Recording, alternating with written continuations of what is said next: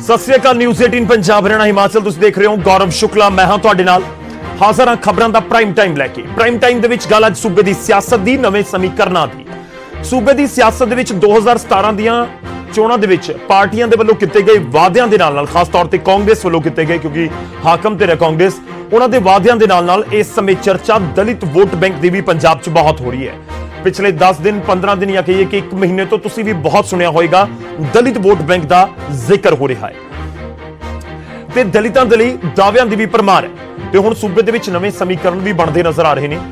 BJP ਤੋਂ ਵੱਖ ਹੋਇਆ ਅਕਾਲੀ ਦਲ ਹੁਣ ਨਵਾਂ ਭਾਈਵਾਲ ਭਾਲ ਰਿਹਾ ਹੈ ਤੇ ਗੱਲਬਾਤ ਤੁਰੀ ਹੈ ਬੀਐਸਪੀ ਦੇ ਨਾਲ। ਗੱਲਬਾਤ ਸਿਰਫ ਤੁਰੀ ਹੀ ਨਹੀਂ, ਜਾਣਕਾਰੀ ਹੈ ਕਿ ਫੁੱਲ ਸਪੀਡ ਦੇ ਨਾਲ ਅੱਗੇ ਵਧ ਰਹੀ ਹੈ। 2-3 ਗੇੜ ਦੀ ਮੁਲਾਕਾਤ ਹੋ ਵੀ ਚੁੱਕੀ ਹੈ, ਪਰ ਸਵਾਲ ਹੈ ਕਿ ਇਹ ਗੜਜੋੜ ਕਿ 2022 ਦੇ ਵਿੱਚ ਕੋਈ ਕਰਾਮਾਤ ਕਰ ਸਕੇਗਾ, ਖਾਸ ਤੌਰ ਤੇ ਅਕਾਲੀ ਦਲ ਦੇ ਲਈ। ਤੇ ਸਵਾਲ ਤਾਂ ਇਹ ਵੀ ਹੈ ਕਿ ਇਹ ਗੜਜੋੜ ਕਿਸ ਦੇ ਲਈ ਜ਼ਰੂਰੀ ਸੀ, ਸ਼੍ਰੋਮਣੀ ਅਕਾਲੀ ਦਲ ਦੇ ਲਈ ਜਾਂ ਬੀਐਸਪੀ ਦੇ ਲਈ?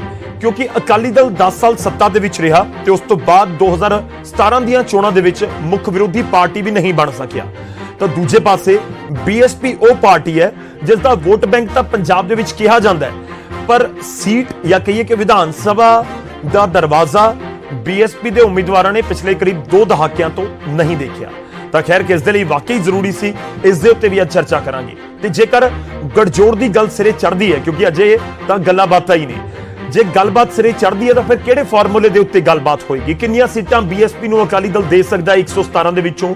ਤੇ ਸਵਾਲ ਇਹ ਵੀ ਹੈ ਕਿਉਂਕਿ ਅਕਾਲੀ ਦਲ ਦੇ ਪ੍ਰਧਾਨ ਸੁਖਬੀਰ ਸਿੰਘ ਬਾਦਲ ਨੇ ਐਲਾਨ ਕੀਤਾ ਸੀ ਕਿ ਡਿਪਟੀ ਸੀਐਮ ਦਲਿਤ ਭਾਈਚਾਰੇ ਦੇ ਵਿੱਚੋਂ ਹੋਵੇਗਾ, ਤਾਂ ਕਿ ਬੀਐਸਪੀ ਨੂੰ ਅਕਾਲੀ ਦਲ ਡਿਪਟੀ ਸੀਐਮ ਵਾਲਾ ਅਹੁਦਾ ਵੀ ਆਫਰ ਕਰ ਸਕਦਾ ਹੈ। ਸਵਾਲ ਤਾਂ ਇਹ ਵੀ ਹੈ ਕਿ ਆਖਿਰ ਹੁਣ ਬਾਕੀ ਪਾਰਟੀਆਂ ਦੇ ਲਈ, ਕਿਉਂਕਿ ਬੀਐਸਪੀ ਦੇ ਨਾਲ ਕਈ ਪਾਰਟੀਆਂ ਨੇ ਜ਼ਿਕਰ ਕੀਤਾ ਕਿ ਅਸੀਂ ਵੀ ਪਹੁੰਚ ਕਰ ਸਕਦੇ ਹਾਂ ਜਾਂ ਫਿਰ ਸਾਡੀ ਵੀ ਗੱਲਬਾਤ ਕਿਸੇ ਵੀ ਪਾਰਟੀ ਨਾਲ ਹੋ ਸਕਦੀ ਹੈ। ਉਸ ਦੇ ਵਿੱਚ ਨਵਾਂ ਅਕਾਲੀ ਦਲ ਜਿਹੜਾ ਸੰਯੁਕਤ ਬਣਿਆ ਉਸ ਦੀ ਵੀ ਜ਼ਿਕਰ ਹੈ, ਆਮ ਆਦਮੀ ਪਾਰਟੀ ਦਾ ਵੀ ਤੁਸੀਂ ਜ਼ਿਕਰ ਕਰ ਸਕਦੇ ਹੋ। ਤਾਂ ਕਿ ਬਾਕੀਆਂ ਦੇ ਲਈ ਬੀਐਸਪੀ ਦੇ ਦਰਵਾਜ਼ੇ ਬਿਲਕੁਲ ਬੰਦ ਹੋ ਚੁੱਕੇ ਨੇ, ਇਹ ਸਮਝਿਆ ਜਾਵੇ। ਖੈਰ ਅੱਜ ਗੱਲ ਹੋਵੇਗੀ ਪੰਜਾਬ ਦੇ ਨਵੇਂ ਸਿਆਸੀ ਸਮੀਕਰਨਾਂ ਦੀ, ਕਿਉਂਕਿ ਹਾਥੀ ਅਤੇ ਤਕੜੀ ਨਵੇਂ ਸਾਥੀ ਬਣ ਸਕਦੇ।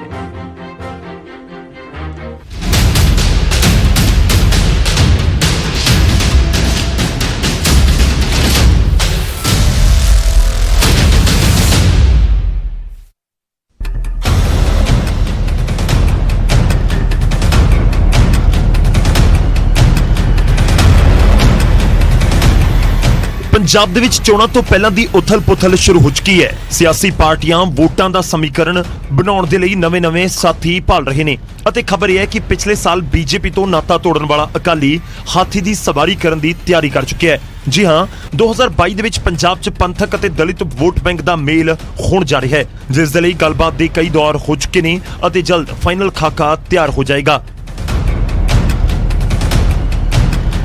ਜਿਹੜੀ ਰਹੀ ਗਠਬੰਧਨ ਗੱਠਜੋੜ ਦੀ ਗੱਲ, ਕਿਉਂਕਿ ਬਹੁਜਨ ਸਮਾਜ ਪਾਰਟੀ ਰਾਸ਼ਟਰੀ ਪਾਰਟੀ ਆ, ਭੈਣ ਕੁਮਾਰੀ ਮਾਇਆਵਤੀ ਜੀ ਇਹਦੇ ਰਾਸ਼ਟਰੀ ਨੇਤਾ ਨੇ, ਪ੍ਰਧਾਨ ਨੇ। ਇਹਦਾ ਫੈਸਲਾ ਭੈਣ ਕੁਮਾਰੀ ਮਾਇਆਵਤੀ ਜੀ ਕਰਨਗੇ ਕਿ ਉਹ ਇਕੱਲੇ ਲੜਨਾ ਆ ਜਾਂ ਗਠਬੰਧਨ 'ਚ ਲੜਨਾ ਆ।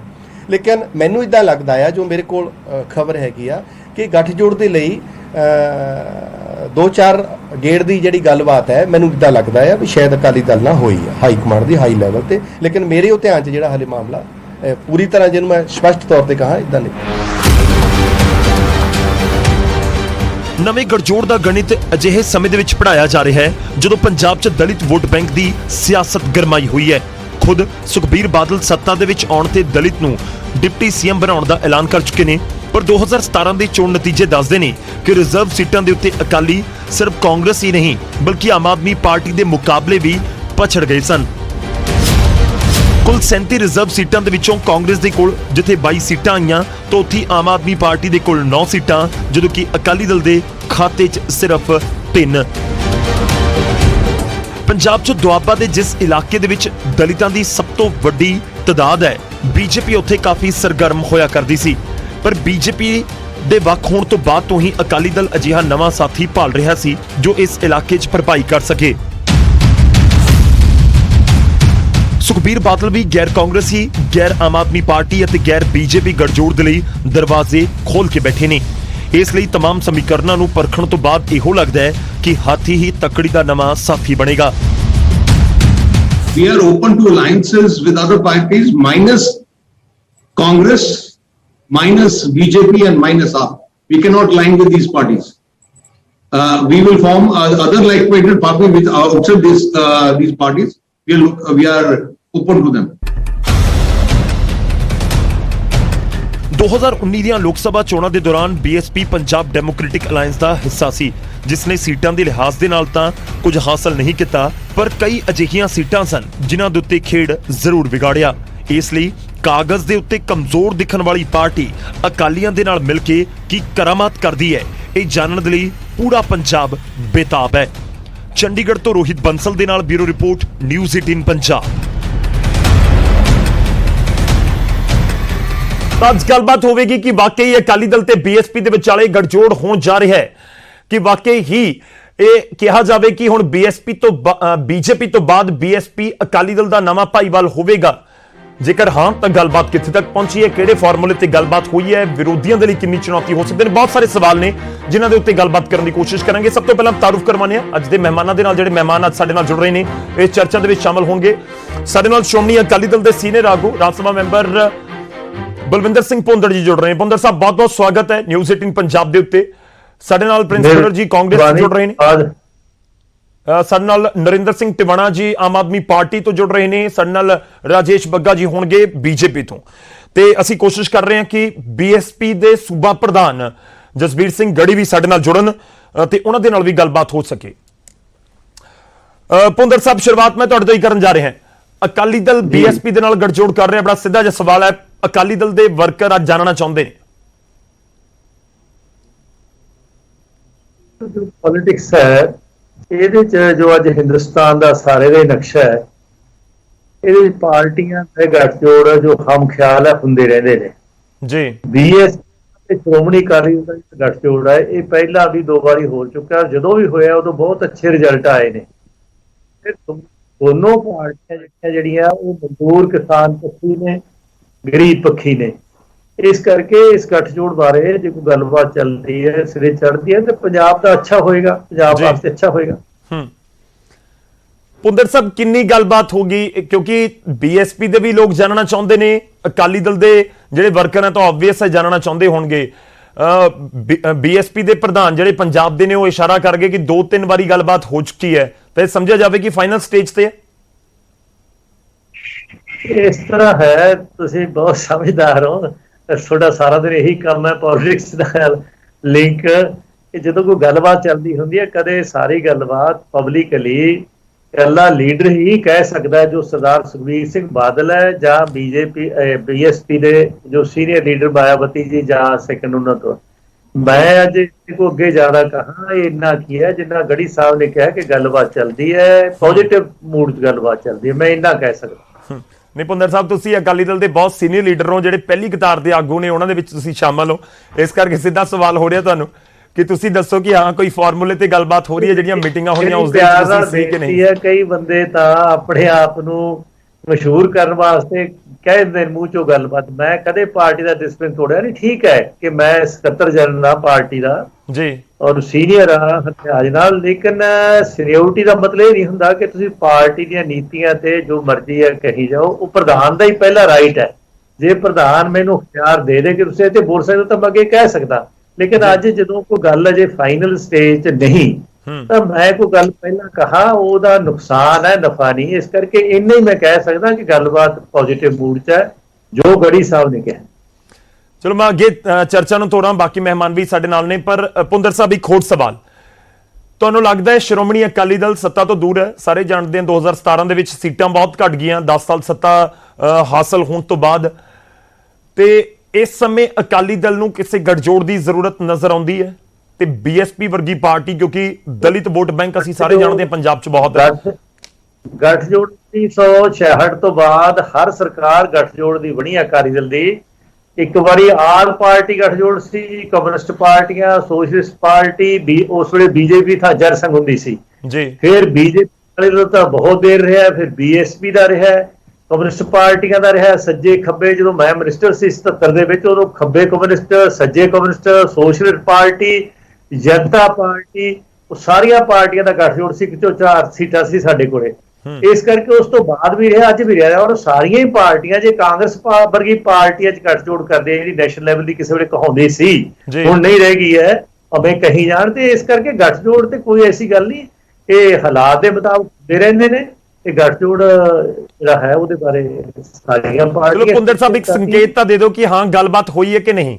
ਤੁਸੀਂ ਆਪਣੇ ਵਾਲੇ ਪਾਸੇ ਤੋਂ ਇਹ ਨਾ ਕਹੋ ਕਿ ਬੀਐਸਪੀ ਕੀ ਕਹਿ ਰਹੀ ਹੈ, ਇਹ ਤੁਹਾਡੇ ਵਾਲੇ ਪਾਸੇ ਤੋਂ ਤੁਸੀਂ ਨਾ ਦੱਸੋ ਕਿ ਫਾਰਮੂਲਾ ਕਿਹੜਾ ਹੈ, ਨਾ ਦੱਸੋ ਕਿ ਕਿੰਨੀਆਂ ਸੀਟਾਂ ਹੋਣਗੀਆਂ, ਪਰ ਘੱਟੋ ਘੱਟ ਇਹ ਸੰਕੇਤ ਹੈ, ਸਾਫ਼ ਹੈ ਕਿ ਗੱਲਬਾਤ ਹੋਈ ਹੈ।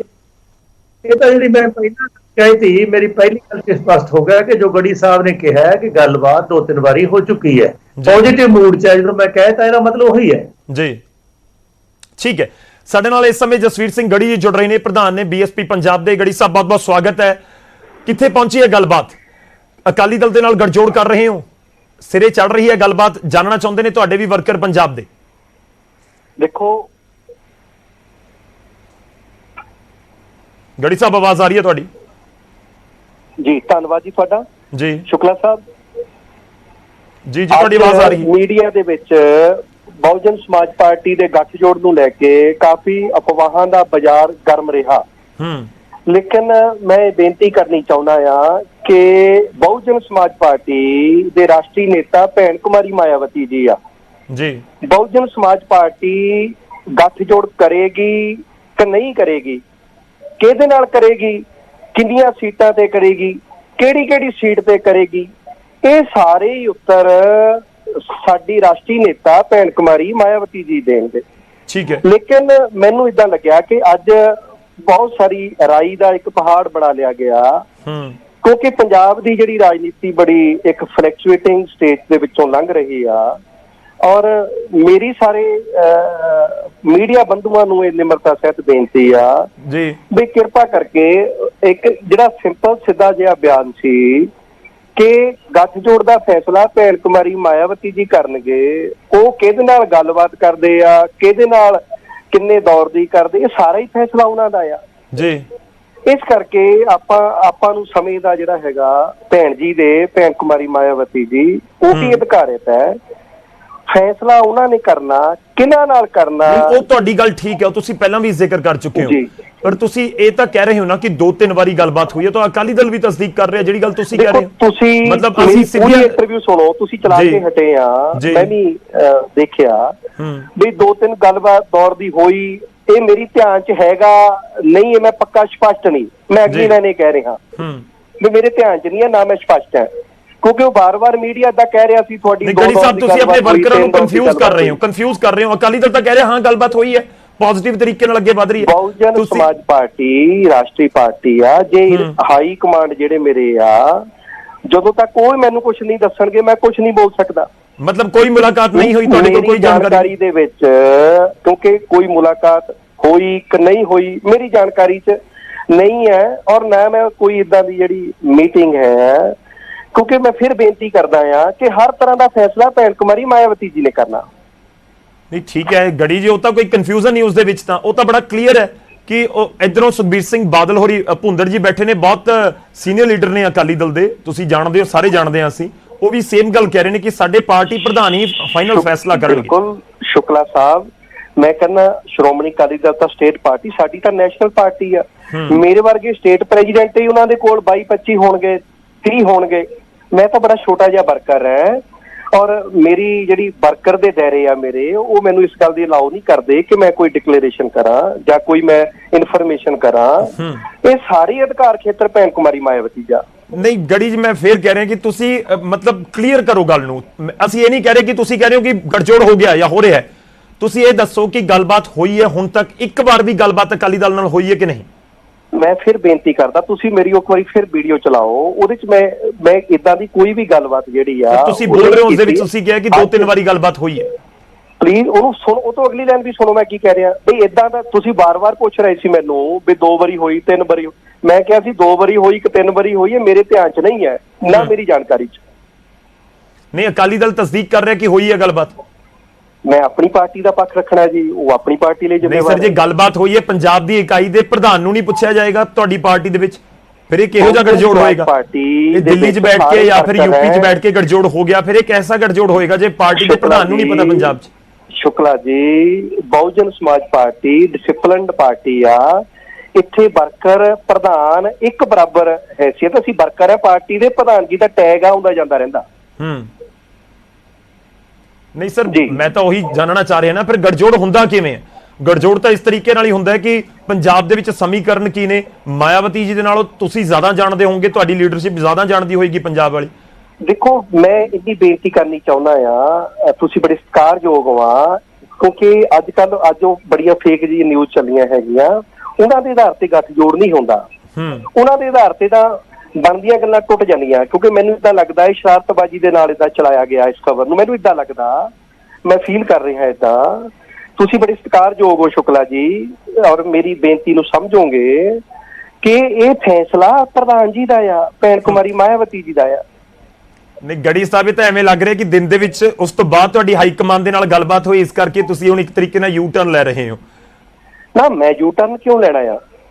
ਮੈਂ ਤਾਂ ਅੱਜ ਵੀ, ਮੇਰੀਆਂ ਜਿੰਨੀਆਂ ਵੀ ਇੰਟਰਵਿਊ ਆ, ਹਰ ਮੇਰੀ ਇੰਟਰਵਿਊ ਦੇ ਵਿੱਚ ਕੋਈ ਗੱਲ ਕਹੀ ਗਈ ਆ ਕਿ ਮੇਰੀ ਨੇਤਾ ਭੈਣ ਕੁਮਾਰੀ ਮਾਇਆਵਤੀ ਜੀ ਆ, ਉਹ ਹਰ ਫੈਸਲਾ ਉਹ ਕਰਨਗੇ।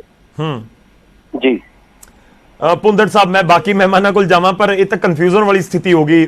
ਤੁਸੀਂ ਤਸਦੀਕ ਕਰ ਗਏ ਕਿ ਹਾਂ ਗੱਲਬਾਤ ਹੋਈ ਹੈ, ਪਰ ਗੜੀ ਜੀ ਤਾਂ ਕੁਝ ਵੀ ਕਹਿਣ ਨੂੰ ਤਿਆਰ ਨਹੀਂ, ਉਹ ਇਹ ਵੀ ਕਹਿਣ ਨੂੰ ਤਿਆਰ ਨਹੀਂ ਕਿ ਇੱਕ ਵਾਰ ਵੀ ਗੱਲਬਾਤ ਹੋਈ ਹੈ। ਜੋ ਗੜੀ ਜੀ ਨੇ ਕਿਹਾ ਉਹ ਠੀਕ ਕਿਹਾ ਹੈ।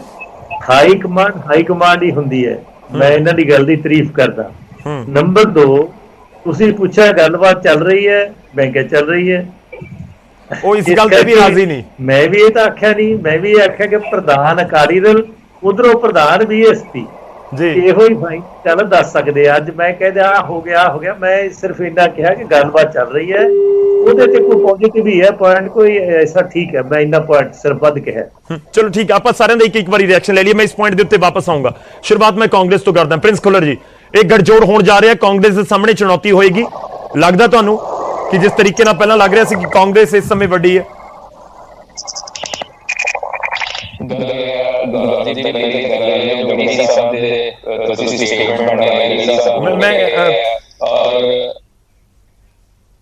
ਜੀ ਮੈਂ ਤੁਹਾਡੇ ਕੋਲ ਵਾਪਸ ਆਉਣਾ ਹੈ ਤੇ ਮੈਂ ਆਪਣੀ ਟੀਮ ਨੂੰ ਕਹਾਂਗਾ ਕਿ ਜ਼ਰੂਰ ਇੱਕ ਵਾਰੀ ਨਾਮ ਸ਼ਾਇਦ ਗਲਤ ਚੱਲ ਰਹੇ ਨੇ, ਉਹ ਜ਼ਰੂਰ ਦੇਖ ਲੈਣ। ਤੁਹਾਡੀ ਆਵਾਜ਼ ਨਹੀਂ ਆ ਰਹੀ ਖੁੱਲਰ ਜੀ, ਮੈਂ ਤੁਹਾਡੇ ਕੋਲ ਵਾਪਸ ਆਉਣਾ। ਟਿਵਾਣਾ ਸਾਹਿਬ, ਆਮ ਆਦਮੀ ਪਾਰਟੀ ਦੇ, ਕਿਉਂਕਿ ਤੁਸੀਂ ਵੀ ਕਹਿ ਰਹੇ ਸੀ ਗੱਠਜੋੜ ਹੋ ਸਕਦਾ ਹੈ, ਸ਼ਾਇਦ ਤੁਹਾਡੀ ਵੀ ਬੀਐਸਪੀ ਦੇ ਨਾਲ ਕੋਈ ਗੱਲ ਹੋਵੇ ਜਾਂ ਤੁਸੀਂ ਕਰਨਾ ਚਾਹੁੰਦੇ ਹੋਵੋ। ਹੋਈ ਗੱਲਬਾਤ, ਤੁਹਾਡੀ ਹੋਈ ਹੈ ਕੋਈ ਗੱਲਬਾਤ ਕਿ ਨਹੀਂ ਹੋਈ, ਜਾਂ ਤੁਸੀਂ ਬੀਐਸਪੀ ਦੇ ਨਾਲ ਗੱਠਜੋੜ ਨਹੀਂ ਕਰਨਾ ਪੰਜਾਬ 'ਚ? ਦੇਖੋ ਗੌਰਵ, ਜਿਹੜਾ ਤੁਸੀਂ ਅੱਜ ਮੁੱਦਾ ਉਠਾਲਿਆ ਨਾ ਵੀ ਅਕਾਲੀ ਦਲ ਤੇ ਬੀਐਸਪੀ ਦੇ ਗੱਠਜੋੜ ਦਾ ਅਸੀਂ ਕਿਹਾ, ਇਹ ਵੈਸੇ ਤਾਂ ਇਹ ਪਾਰਟੀਆਂ ਦੇ ਆਪਣੇ ਅੰਦਰੂਨੀ ਮਸਲੇ ਨੇ ਵੀ ਕਿਹੜੀ ਪਾਰਟੀ ਕਿਹੜੀ ਨਾਲ ਕਰਦੀ ਹੈ, ਗੱਠਜੋੜ ਕਰਦੀ ਹੈ। ਪਰ ਜਿਸ ਤਰ੍ਹਾਂ ਅਕਾਲੀ ਦਲ ਡੈਸਪਰੇਟ ਹੋਇਆ ਫਿਰਦਾ ਹੈ ਕਿਸੇ ਪਾਰਟੀ ਨਾਲ ਗੱਠਜੋੜ ਲਈ, ਗੜੀ ਸਾਹਿਬ ਨੇ ਬਿਲਕੁਲ ਸਾਫ਼ ਇਨਕਾਰ ਕੀਤਾ ਵੀ ਸਾਡੀ ਕੋਈ ਗੱਲ ਨਹੀਂ ਹੋਈ। ਅਕਾਲੀ ਦਲ ਦੇ ਦਰਅਸਲ ਪੈਰਾਂ ਥੱਲੇ ਜ਼ਮੀਨ ਨਿਕਲ ਚੁੱਕੀ ਹੈ ਬਿਲਕੁਲ। ਅਕਾਲੀ ਦਲ ਦਾ ਜਿਹੜਾ 10 ਸਾਲ ਦਾ ਪਿੱਛੇ ਰਾਜ ਲੋਕਾਂ ਨੇ ਦੇਖਿਆ ਨਾ, ਜਿਸ ਤਰ੍ਹਾਂ ਦਾ ਇਹਨਾਂ ਦੇ ਰਾਜ ਦੇ ਕੰਮ ਹੋਏ ਨੇ, ਉਹ ਬਾਰ-ਬਾਰ ਆਪਾਂ ਗਣਾਈਏ, ਲੋਕਾਂ ਦਾ ਵਿਸ਼ਵਾਸ ਅਕਾਲੀ ਦਲ ਤੋਂ ਬਿਲਕੁਲ ਖਤਮ ਹੋ ਚੁੱਕਿਆ ਹੈ।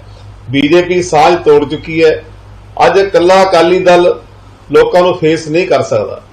ਇਸੇ ਲਈ ਅਕਾਲੀ ਦਲ ਬਹੁਤ ਜਲਦਬਾਜ਼ੀ ਚ ਹੈ ਵੀ ਸਾਡੀ ਕਿਤੇ ਬੀਐਸਪੀ ਨਾਲ ਸਾਡਾ ਸਮਝੌਤਾ ਹੋ ਜਾਏ, ਕਿਸੇ ਹੋਰ ਪਾਰਟੀ ਨਾਲ ਹੋ ਜਾਏ।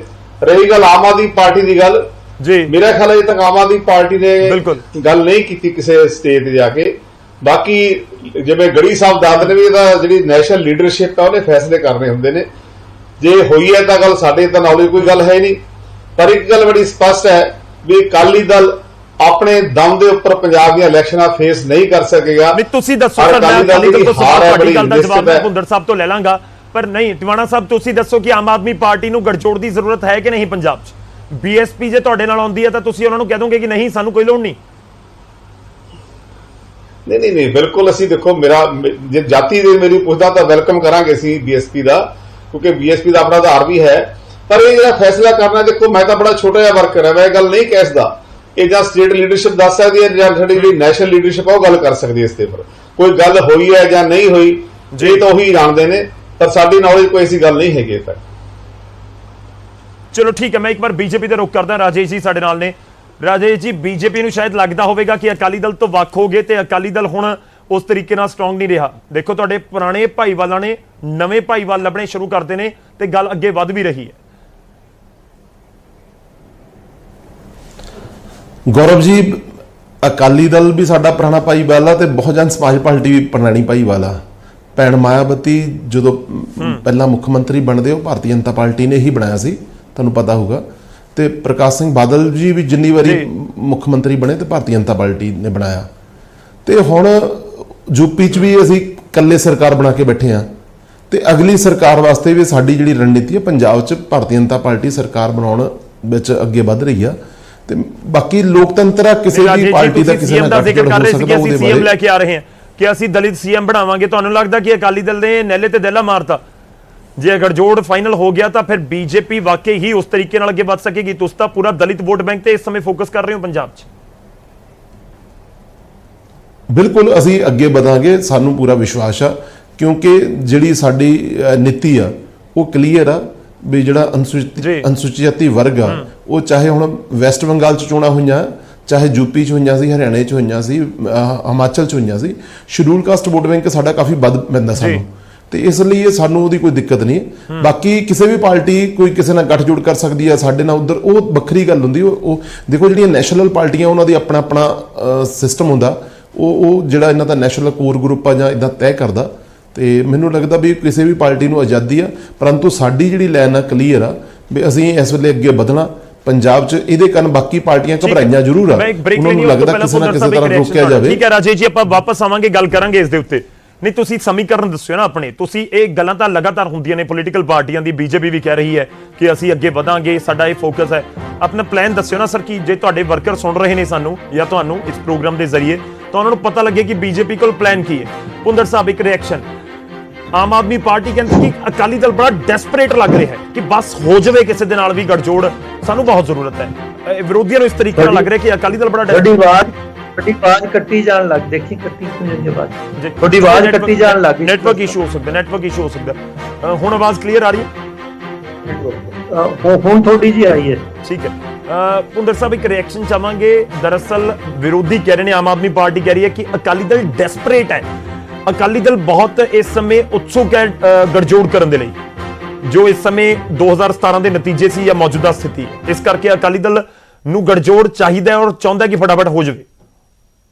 ਦੇਖੋ, ਮੈਂ ਪਹਿਲਾਂ ਮਾਫੀ ਮੰਗਦਾ ਬੋਲਣ ਤੋਂ ਪਹਿਲਾਂ, ਕਿਉਂਕਿ ਮੇਰੀ ਆਦਤ ਨਹੀਂ ਕਿਸੇ ਨੂੰ ਵੱਧ ਘੱਟ ਬੋਲਣ ਦੀ, ਤੇ ਨਾ ਮੈਨੂੰ ਪਤਾ ਸੀ ਵੀ ਇੱਥੇ ਬੈਠੇ ਕੌਣ ਕੌਣ ਹੈਗੇ। ਤੁਸੀਂ ਮੈਥੋਂ ਟਾਈਮ ਲੈ ਲਿਆ ਜੀ। ਮੈਂ ਸਿਰਫ ਤੁਹਾਨੂੰ ਇੱਕ ਇੰਨੀ ਗੱਲ ਹੀ ਕਹਿਣਾ ਚਾਹੁੰਦਾ, ਜਿਹੜੇ ਲੋਕ ਕਹਿੰਦੇ ਨੇ ਅਕਾਲੀ ਦਲ ਬੜਾ ਘਬਰਾਇਆ, ਅਕਾਲੀ ਦਲ ਦੀ ਕਾਹਲਾ ਹੈ ਜੀ, ਅਕਾਲੀ ਦਲ ਕੋਲ ਕੁਛ ਨਹੀਂ। ਅਕਾਲੀ ਦਲ 100 ਸਾਲ ਪੁਰਾਣੀ ਪਾਰਟੀ ਹੈ, ਜਿਹੜੀ ਨੇ ਹਿੰਦੁਸਤਾਨ ਦੀ ਆਜ਼ਾਦੀ ਜਾਂ ਉਸ ਤੋਂ ਪਹਿਲਾਂ ਹਰ ਲੜਾਈ 'ਚ ਜਿਹਨੇ ਹਿੱਸਾ ਪਾ ਕੇ ਜਿੱਤਾ ਪ੍ਰਾਪਤ ਕੀਤਾ, ਉਹ ਦੇਸ਼ ਦੀ ਅਣਖ ਨੂੰ ਕਾਇਮ ਰੱਖਿਆ। ਅਕਾਲੀ ਦਲ ਅੱਜ ਵੀ ਉਹੀ ਪਾਰਟੀ ਹੈ। ਇਹ ਸਮੇਂ ਬਦਲਦੇ ਰਹਿੰਦੇ ਨੇ, ਕੋਈ ਇੱਕ ਵਾਰੀ 2 ਸੀਟਾਂ ਘਟ ਜਾਣੀਆਂ, ਵੱਧ ਜਾਣੀਆਂ, ਉਹਦੇ ਨਾਲ ਪਾਰਟੀਆਂ ਨਹੀਂ ਖਤਮ ਹੁੰਦੀਆਂ ਹੁੰਦੀਆਂ। ਅਕਾਲੀ ਦਲ ਚੁੱਪੇ ਬੈਠੇ ਹੈ, ਜਿਹੜੇ ਯੋਧਿਆਂ ਨੇ ਦੇਸ਼ ਆਜ਼ਾਦ ਕਰਾਇਆ ਹੈ, ਔਰ ਡੈਰ ਵਰਗਿਆਂ ਤੋਂ ਬਦਲੇ ਲੈਣਗੇ, ਜਲਿਆਂਵਾਲੇ ਵਰਗੇ ਸਾਕੇ ਹੋਏਗੇ। ਇਸ ਕਰਕੇ ਮੈਂ ਕਿਸੇ ਇਸ ਪਾਸੇ ਨਹੀਂ ਜਾਂਦਾ ਵੀ ਕਿਹਨੇ ਕੀ ਕਿਹਾ, ਕਿਹਨੇ ਕੀ ਕਿਹਾ। ਤੁਸੀਂ ਸਵਾਲ ਕਰਤਾ, ਮੈਂ ਤੁਹਾਨੂੰ ਜਿੰਨਾ ਵਾਜਬ ਸੀ ਜਾਇਜ਼ ਜਵਾਬ ਦੇਤਾ। ਨਾ ਅਸੀਂ ਕਾਲੇ ਆ ਪਾਰਟੀਆਂ ਦੇ ਗੱਠਜੋੜ। ਮੈਨੂੰ ਦੱਸੋ ਕਿ ਜਿਹੜੇ ਕਹਿੰਦੇ ਹਿੰਦੁਸਤਾਨ ਦੀਆਂ ਪਾਰਟੀਆਂ ਨੇ, ਕੀ ਉਹ ਸਾਰਿਆਂ ਨਾਲ ਸੈਕੰਡ ਲਾਈਨ ਤੇ ਨਹੀਂ, ਪਿੱਛੇ ਖੜ ਕੇ ਨਹੀਂ ਗੱਲ ਕਰ ਰਹੀਆਂ ਰੀਜਨਲ ਪਾਰਟੀਆਂ ਨਾਲ? ਰੀਜਨਲ ਪਾਰਟੀਆਂ ਫਸਟ ਤੇ ਨੇ ਔਰ ਦੂਸਰੀਆਂ ਉਹ ਪਿੱਛੇ ਨੇ। ਆ ਦੇਖ ਲਓ, 4 ਸੂਬਿਆਂ ਦੀਆਂ ਚੋਣਾਂ ਹੋਈਆਂ ਨੇ, ਜਿੱਥੇ ਜਿੱਥੇ ਲੜੇ ਨੇਗੇ, ਮੈਂ ਕਿਸੇ ਦਾ ਨਾਂ ਨਹੀਂ ਲੈਂਦਾ। ਸੋ ਮੈਂ ਸਿਰਫ ਤੁਹਾਨੂੰ ਇੰਨਾ ਕਹਿਣਾ ਚਾਹਾਂਗਾ ਕਿ ਤੁਸੀਂ ਜਿੰਨਾ ਪਹਿਲਾ ਸਵਾਲ ਪੁੱਛਿਆ ਸੀ, ਇਹ ਕਾਲੀ ਕੂਲੀ ਵਾਲੀ ਗੱਲ ਵਾਲੀ ਜਾਂ ਕਿਸੇ ਦੀ ਗੱਲ ਹੈ ਨਹੀਂ। ਸਾਰੀਆਂ ਪਾਰਟੀਆਂ ਕੋਸ਼ਿਸ਼ ਕਰਦੀਆਂ ਹੁੰਦੀਆਂ ਨੇਗੀਆਂ। ਜਿਹੜੀ ਗੱਲ ਹੈ ਕਿ ਅਕਾਲੀ ਦਲ ਨੇ ਜੀ ਕੁਛ ਨਹੀਂ ਕੀਤਾ ਜੀ, ਅਕਾਲੀ ਦਲ ਨੇ ਜੋ ਕਰਤਾ ਉਹਦਾ ਤਾਂ ਜਵਾਬ ਲੋਕ ਦੇਣਗੇ ਪਿੰਡਾਂ ਸੱਥਾਂ 'ਚ ਆਗਿਆਂ ਨੂੰ। ਅਕਾਲੀ ਦਲ ਦੀ ਜਿਹੜੀ ਕੁਰਬਾਨੀ ਹੈ, ਅੱਜ ਵੀ ਕੀਤਾ, ਪਿੱਛੇ ਵੀ ਕੀਤਾ, ਠੀਕ ਹੈ, ਜੋ ਕੀਤਾ ਅਕਾਲੀ ਦਲ ਉਹ ਸੱਥਾਂ 'ਚ ਬੋਲਦਾ ਹੈ, ਲੋਕ ਬੋਲਦੇ ਨੇ। ਅਸੀਂ ਜਾਵਾਂਗੇ ਲੋਕਾਂ 'ਚ, ਗੁਰੂ ਕਿਰਪਾ ਕਰੇਗਾ, ਸੰਗਤ ਨਾਲ ਹੈ ਤੇ ਗੁਰੂ ਦੀ ਕਿਰਪਾ ਨਾਲ ਅਕਾਲੀ ਦਲ ਦਾ ਰਾਜ ਭਾਗ ਆਏਗਾ। ਠੀਕ ਹੈ, ਮੈਨੂੰ ਇੱਕ ਛੋਟਾ ਜਿਹਾ ਬ੍ਰੇਕ ਲੈਣਾ ਹੋਏਗਾ। ਬ੍ਰੇਕ ਤੋਂ ਬਾਅਦ ਅਸੀਂ ਚਰਚਾ ਨੂੰ ਜਾਰੀ ਰੱਖਾਂਗੇ। ਭੁੰਦਰ ਸਾਹਿਬ, ਕੋਸ਼ਿਸ਼ ਕਰਨਾ ਕਿ ਸਾਡੇ ਨਾਲ ਜੁੜੇ ਰਹੋ। ਇਹ ਚਰਚਾ ਬਹੁਤ ਜ਼ਰੂਰੀ ਹੈ। ਇਸ ਸਮੇਂ ਅਕਾਲੀ ਦਲ ਦੇ ਵਰਕਰ ਵੀ ਜਾਣਨਾ ਚਾਹੁੰਦੇ ਹੋਣਗੇ ਕਿ ਆਖਿਰ ਹੁਣ ਅਕਾਲੀ ਦਲ ਪੂਰੀ 2022 ਦੇ ਲਈ ਪਲਾਨ ਕੀ ਬਣਾ ਰਿਹਾ, ਤੇ ਨਾਲ ਹੀ ਬਾਕੀ ਪੋਲੀਟੀਕਲ ਪਾਰਟੀਆਂ ਵੀ। ਪ੍ਰਿੰਸ ਖੁੱਲਰ ਜੀ, ਉਮੀਦ ਹੈ ਕਿ ਬ੍ਰੇਕ ਤੋਂ ਬਾਅਦ ਨੈਟਵਰਕ ਇਸ਼ੂ ਨਹੀਂ ਹੋਏਗਾ, ਤੁਹਾਡੇ ਨਾਲ ਵੀ ਗੱਲਬਾਤ ਹੋ ਸਕੇਗੀ। ਰੁਕਨੇ ਛੋਟੇ ਜਿਹੇ ਬ੍ਰੇਕ ਲਈ।